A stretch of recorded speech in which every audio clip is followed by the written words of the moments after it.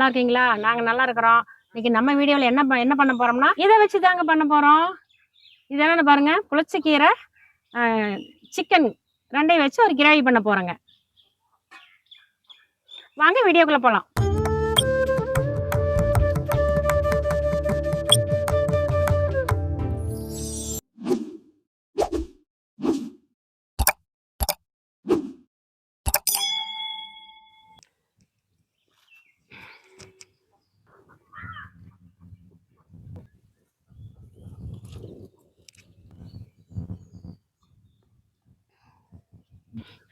ஒரு வானிலை அடுப்பில் வச்சு வானிலை காய்ச்சிச்சு, எண்ணெய் ஊற்றலாம்.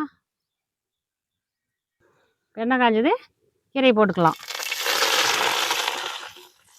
கீரை போட்டுக்கலாம். இப்போ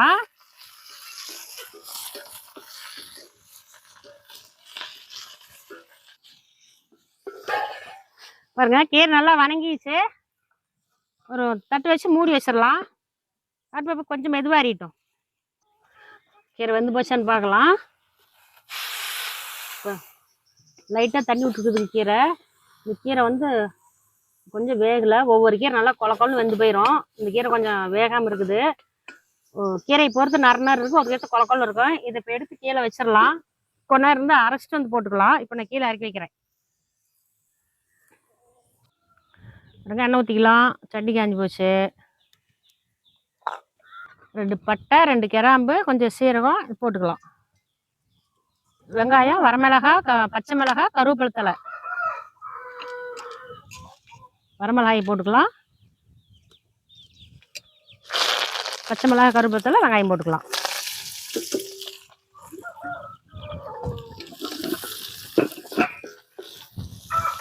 தக்காளி ஒரு தக்காளி போட்டுக்கலாம். புளிச்சக்கீரை புளிப்பாக இருக்கிறனால தக்காளி ஒன்று போதும், ஒரு போட்டுக்கலாம். இஞ்சி பூண்டு பேஸ்ட்டு சேர்த்துக்கலாம். அதில்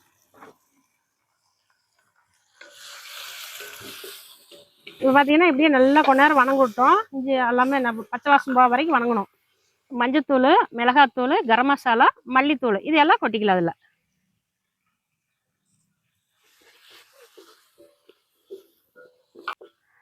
அதில் இதெல்லாம் நல்லா பச்சை வாசனை போக வரைக்கும் நல்லா வணங்கினதுக்கப்புறம் கறி போடலாம். அது கொஞ்சம் நல்லா வணங்கட்டும்.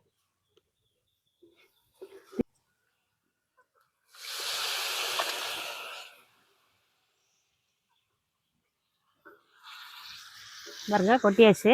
இதை நல்லா கலக்கி விடலாம். அதில் இருக்கிற மசாலாவில் ஏறும்போது நல்லா கலக்கி விடலாம்.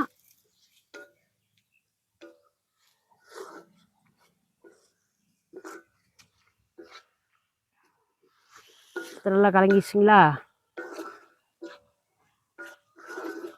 அப்படியே கொஞ்ச நேரம் இருக்கட்டும். பாருங்க, இப்படி ஒரு 5 நிமிஷம் மூடி வச்சிடலாம். பாருங்க, இப்போ எடுத்து பார்க்கலாம். அதுலேயே கொஞ்சம் தண்ணி விட்டுருக்குது. கொஞ்சமாக தண்ணி ஊற்றிக்கலாம்.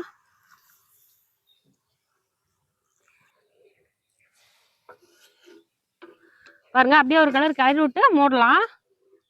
நல்லா மிக்ஸ் பண்ணி விட்டுறலாம். அந்த தண்ணியிலே கறி சரியாக போயிடும். அப்படியே மூடி வைக்கலாம். எடுத்து பார்க்கலாம், வெந்து போச்சான்னு பார்க்கலாம். கிரேவி கரெக்டாக வந்துருச்சு. பாருங்க, வேக வச்சு எடுத்து வச்சு புளிச்சக்கீரை இப்போ அரைச்சிட்டு வந்துட்டேன். இதில் போட்டுக்கலாம்.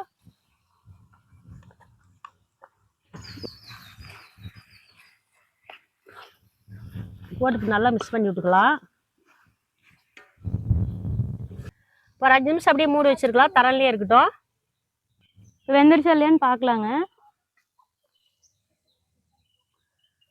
பாருங்க, நல்லா மேலே எண்ணெய் மோதிக்கு நல்லா வெந்துருச்சு. இந்த அளவு வந்ததுக்கப்புறம்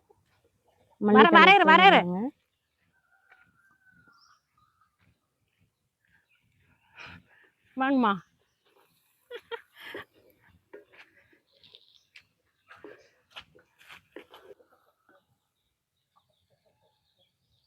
கிரேவி செமையாக ரெடி ஆயிடுச்சுங்க.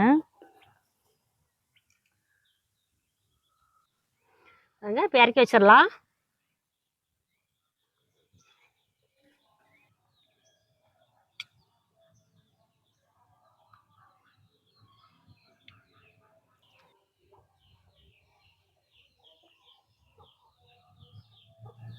நம்ம செஞ்ச டிஷ் ரெடி ஆயிடுச்சுங்க.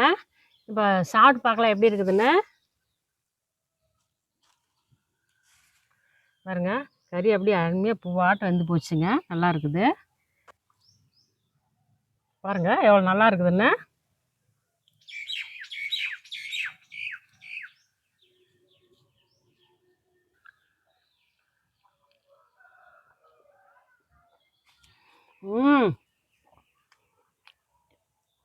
நல்லா டேஸ்ட் நல்லா இருக்குதுங்க. அட்டகாசமாக இருக்குதுங்க. இந்த மாதிரி டிஷ் நாங்களும் செய்யவே இல்லைங்க, இப்போ தான் செஞ்சு சாப்பிட்றோம். என்னப்பா செய்யலன்னு நினைக்கிறோம், அவ்வளோ நல்லா இருக்குதுங்க. இது மாதிரி நீங்களும் செஞ்சு சாப்பிட்டு பாருங்க. சாப்பிட்டு கமெண்ட்ல சொல்லுங்க, லைக் பண்ணுங்க, சப்ஸ்கிரைப் பண்ணுங்க. சாப்பிட்டோன்னே அம்மா ஞாபகம் வந்தா அதாங்க குழம்பு சட்டி. அடுத்த வீடியோல சந்திக்கலாங்க. என் அன்பான சொந்தங்களே, இந்த குழம்பு போல இனிப்பும் காரமும் நிறைந்த வாழ்க்கை உங்களுடையதாக அமையட்டும். இந்த சேனலுக்கு ஆதரவு தந்த உங்க அனைவருக்கும் நன்றி.